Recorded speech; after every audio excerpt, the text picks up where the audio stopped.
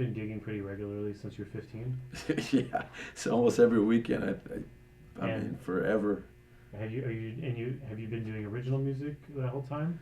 Or Everything. I think it was a mix of both. You know, I mean, obviously at the time I didn't have too many songs, but now that I've been working on this album and just till recently, like I think everything really started, like I said, to make sense this year for me as a musician, as a writer, as a front man, as a band leader, just everything that I've done over time, it just came and starting to form, you know, I think who I am today, Maxx Cabello Jr. And I got my group, The Breakdown, now. You know, it's really cool having my own group and be able to guide them and teach them stuff that I learned, and that I'm able to play my own music at shows now. I mean, we have enough music to play for hours.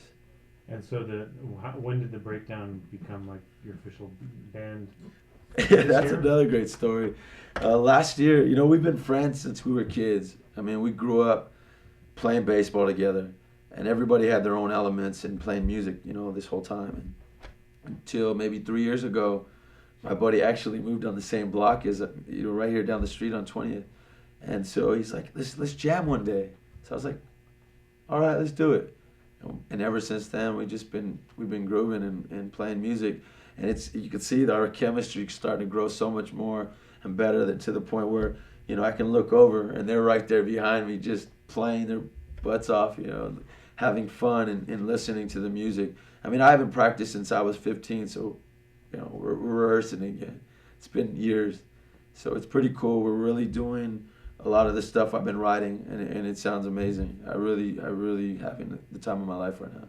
So The Breakdown started like about a year ago, and you guys have been becoming just a more solid band since then? The first gig we did was, I mean, I think it was 100,000 people in Woodstock, San Francisco, Golden Gate Park. I mean, You played that? Yes, I did. I played Woodstock 40th anniversary in Golden Gate Park, and it was one of the biggest shows and most wildest shows I've ever remember.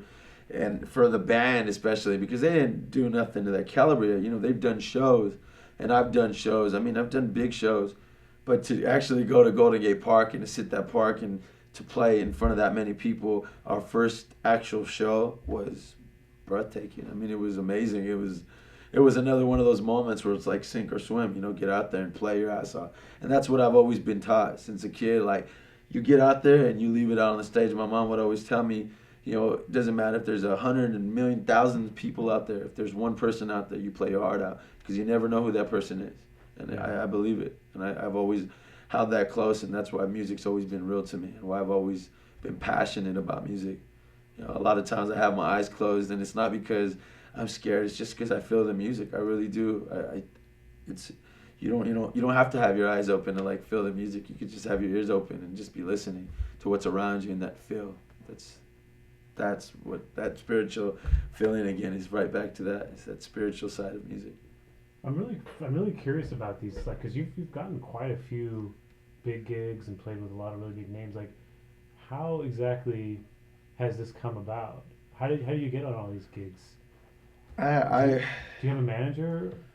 You know, I'm an independent artist. I mean, I'm gonna put that out there, because I've been playing and doing booking gigs since I was like 15 years old. I mean, everything you could think of, I've done. I've really worked hard for these. I mean, so many years, understanding that music is not just getting up on stage and playing. People don't understand that there's countless hours. I'm constantly working. I'm constantly writing. So music don't stop for me.